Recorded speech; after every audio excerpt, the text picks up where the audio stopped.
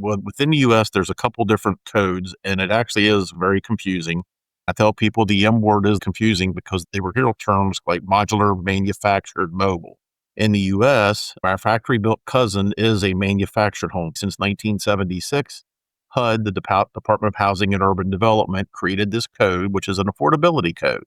It's basically meant that if with spit, bubble gum, and glue, you can put a house together and get an engineer to stamp it as safe and meeting that HUD federal code, it passes. But again, it's an affordability code. Everybody's for affordable housing, but you're not going to get it built to the same code in the U.S. as what they call the International Residential Code.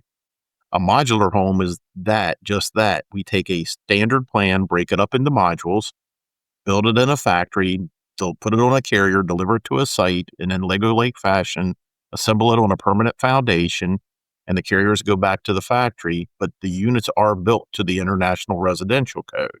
Now, we can do the same in the U.S. with multifamily called the International Building Code and build International Residential Code and IBC code in the same factory. We'll confuse it because in the U.S. you'll hear things like park models and tiny homes built to RV code typically.